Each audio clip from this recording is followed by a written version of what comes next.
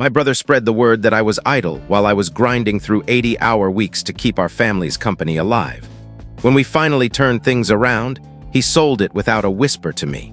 But when he went to cash in on the deal, this is what went down. Let me take you back to the start, because even now it feels like something out of a movie. Our family runs a landscaping business. Nothing glamorous, but it's been ours for generations. My father built it from the ground up in the 1980s, and as a kid, I saw him pour his heart into it. A few years back, though, his health took a hit. He was diagnosed with early Parkinson's, and he could no longer manage the day-to-day. That's when my brother, Felix, and I took over. Felix is the kind of guy everyone loves at first glance, charismatic, quick with words, always the center of attention. Me, I'm more of a get-things-done type, not one for the spotlight. So we split the workload naturally. Felix took on the big-picture tasks, marketing, client meetings, networking, while I handled the nuts and bolts of operations. It seemed like a solid plan, and for a time it worked. When I say I put in 80-hour weeks, I mean it. Landscaping is grueling. You're out in blistering heat or pouring rain, lugging heavy equipment, planting shrubs, and dealing with clients who want a palace garden on a bargain budget. It's backbreaking, but I didn't care. This was our family's legacy, and I wasn't about to let it collapse. Meanwhile, Felix was hard to pin down. On the surface, he was busy. He'd roll into the office in sharp business attire, sipping fancy coffee, talking up his grand plans for the company. He'd spend hours on his computer, saying he was locking in deals or boosting our image. I didn't doubt him, he was my brother and I trusted him. But then little things started to bug me. One day, a regular client asked, "So, when are you taking over for good?" I was puzzled and said Dad had stepped back ages ago. The client gave me an odd look and said, "Felix told me you were still getting the hang of things." I let it slide, thinking it was a mix-up. But over time, I heard similar remarks from other clients, friends, even relatives. Felix was painting a picture where he was the one steering the ship, and I was just tagging along. At family gatherings, he'd take over the conversation, talking about how tough it was to run the business, how much weight was on his shoulders. I'd sit there biting my tongue, not wanting to cause a scene. What could I say? "Actually, Felix, you were playing golf last week while I was hauling dirt for hours." One moment hit me hard. My mom, beaming with pride, praised Felix for stepping up. Then she turned to me and said, "And Edwin, I know you're doing what you can, keep it up." It wasn't mean-spirited, she's a sweet person, but it stung like hell. Felix had her believing I was the slacker. After that, I started watching him more closely. The more I observed, the less things added up. Felix would mention meetings with new clients, but when I pressed for specifics, he'd dodge. He claimed he was landing new deals, but the contracts were ones I'd secured months earlier. Then there were the expenses. New gadgets, lavish lunches, trips that seemed pointless for a small landscaping outfit. Despite it all, the business started thriving. My hard work and the crew's sweat paid off. We climbed out of debt and began turning a real profit. I felt a surge of pride. I'd saved my dad's dream, but Felix. He started acting off. His usual swagger was there, but it felt hollow. Once, he suggested I take a break, saying, "You're working too hard, man." This from the guy who once chewed me out at dawn for not fixing a trimmer fast enough. It didn't feel like concern, it felt like he wanted me gone. Then came the day everything flipped. It was a normal morning. I walked into the office to sort invoices and plan the week. But something was wrong. The desks were empty, the project board was blank, and the filing cabinets were cleared out. I tried calling Felix, no answer. Then I spotted an envelope on my desk. It was from a corporate landscaping firm I'd barely heard of. The letter thanked us for a smooth handover and outlined the sale terms. Sale? What sale? I called the number listed and spoke to their rep, who said Felix had closed the deal 2 weeks prior. Our family's business was gone just like that. When I finally got Felix on the phone, his response floored me. "Chill," he said, like I was making a fuss over nothing. "It was the right call for us. You wouldn't have gotten it, so I handled it." Update. After finding that letter, I cycled through every emotion: shock, rage, grief. By day 3, the grief faded, replaced by a burning need to uncover the truth. Something wasn't right. First, the timing was suspicious. Felix had sold the business 2 weeks earlier and acted normal the whole time. He'd even had me over for dinner one night, casually asking, "How's work?" Who pulls that off? And the money, why wasn't the sale amount in the letter? Buyers usually love to flaunt their spending. So I started digging. If Felix thought he could pull this off and walk away clean, he underestimated me. I went through our company records, which I could still access as a co-owner, though Felix handled most of the paperwork. The accounting software was a disaster, files misnamed, missing, or jumbled. It was like he'd tried to make it as confusing as possible, but I kept at it, knowing there had to be a clue. I found it. A string of payments labeled as consulting services. At first, I thought they were legit. We'd hired freelancers before. But the amounts were huge, thousands at a time, and I didn't recall approving any of them. The recipient was a company called F&F Solutions. It sounded vaguely familiar, but a quick search turned up nothing. No website, no listing. It didn't exist. I dug deeper and found something worse.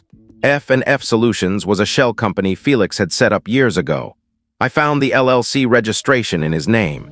He'd been funneling money from the business into this fake company, pocketing tens of thousands. I was furious. I'd been killing myself to keep us afloat while Felix treated the business like his personal piggy bank. And the worst part? He'd been so smug, acting like he was the genius behind it all. Before confronting him, I told my parents. They deserved to know. I laid it all out, the sale, the stolen money. My dad was livid. He's a hardworking man, and the idea of Felix betraying the family hit him hard. My mom, though, was torn. "Are you sure there's no mistake?" she asked. "Felix always means well." I couldn't believe it. Means well. He stole from us and sold our legacy. But Felix's charm had worked its magic, making him the hero in her eyes.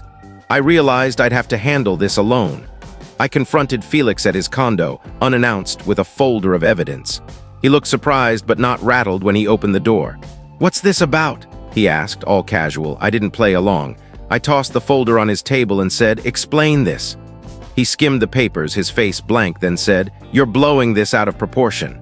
It's not what you think, not what I think, the nerve." I pointed out the payments to his shell company, the missing records, his response. "I needed that cash to keep things running. You wouldn't get it, you're not a visionary." I was done with his lies. I told him he'd hear from my lawyer. For the first time, his cool cracked. "You're really making this a legal thing?" he said, voice shaky. "We're brothers, Edwin. You don't fight your own family. Family doesn't betray each other," I snapped. "You made this legal when you sold the business behind my back." I called my friend Anna, a sharp, no-nonsense lawyer. When I explained everything, she said we had a case. Most business sale contracts require all co-owners to sign off. If Felix lied about my approval, we could challenge the sale or sue for breach of fiduciary duty, especially with proof of his theft. Anna's confidence gave me hope. I wasn't going to let Felix win. A few days later, Anna had news. She'd spoken to the buyer's legal team, who were alarmed. Felix had told them I'd agreed to the sale, which was a lie. The buyer was now rethinking the deal, and Felix was starting to panic. For the first time, I had the upper hand. His carefully built scheme was unraveling. Final update. After Anna confirmed we had leverage, things moved quickly. The buyer, spooked by Felix's lies, locked the sale proceeds in escrow. Felix, who probably thought he'd be living large, couldn't touch the money. It was perfect timing. I didn't confront him right away. I wanted him to sweat. Every time I thought about the years I'd poured into the business, only for Felix to stab me in the back, my anger grew. But I stayed focused. This was about strategy, not just rage. I kept digging, trying to understand why Felix did it. Was it pure greed or something else?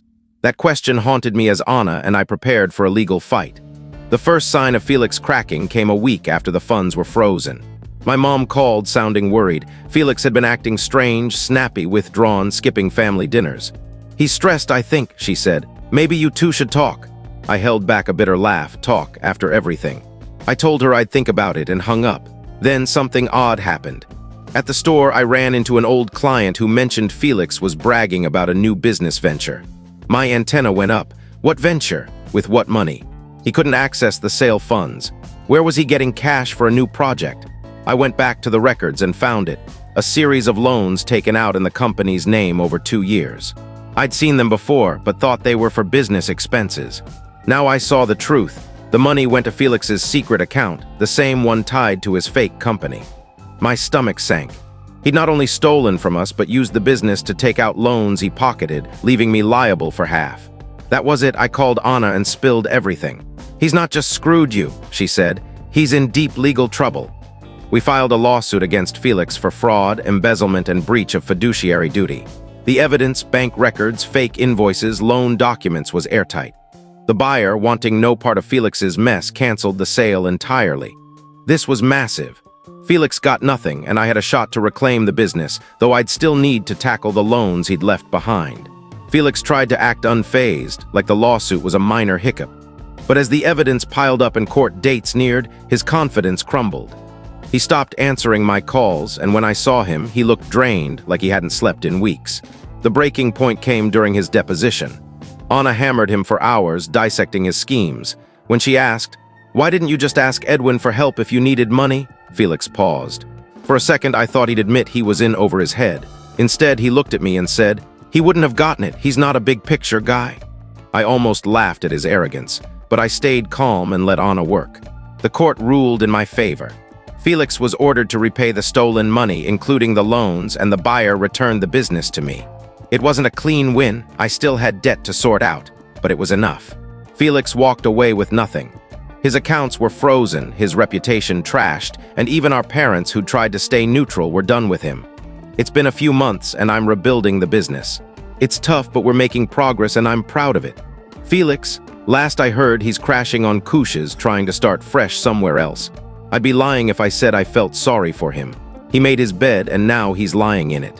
If you liked this story, give it a like, follow our channel, and tap the notification bell to get updates on our upcoming tailies.